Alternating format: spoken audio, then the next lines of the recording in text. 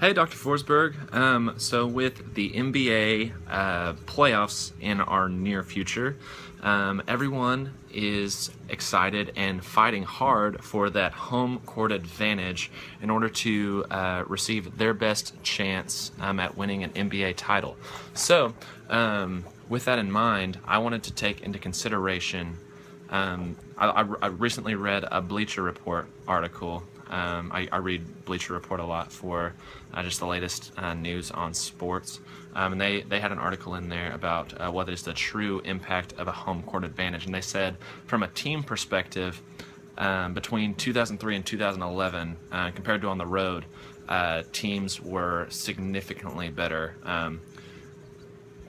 Whenever it came to scoring, fast break points, decreased fouls, decreased turnovers. But what I wanted to pay attention to, all this came from a team perspective, and I wanted to know, considering the fact that most home court advantage, the home court advantage is an idea, it's not exactly a thing, so I figured it's all mental. So the psychological impact on players playing at home is really, if anything, a placebo effect.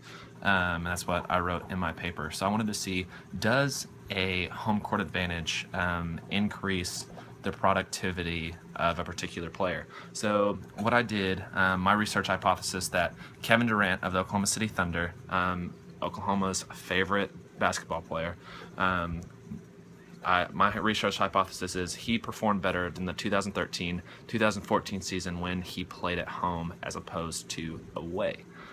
So I plan to look at one variable, that is field goals made versus field goals attempted, coming into field goal percentage, which to me is that is the most important variable whenever considering the productivity of an individual player. You can make the most difference in a game by scoring field goals.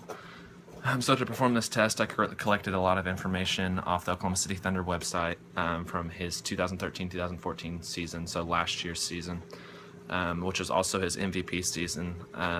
He won the most valuable player in the NBA, so we're going to take that into consideration here in a little bit. And I wanted to see, did it make a difference between home and away? Due to injury, he only played 66 out of the 81 times. And the crazy part is he actually played 33 home and 33 away. So did all of my assumption tests, they didn't pass the Bruce-Bergon test the first time, so I had to take the log transform for the second time. And what I was looking for was a change in the effect of the linear model. So my beta 1, I was looking for, did it differ from 0? And with a p-value of way less than alpha of 0.05, I did see that it did differ from 0. However, then at the same time, I wanted to look, well, was the estimate of beta 1 for field goal attempts at home against field goal attempts just in general, was it much steeper? Was he scoring more based off of that at home? So whenever I looked at the estimates for beta 1, which I have in my table, my regression table, they hardly differ at all by just a few thousandths.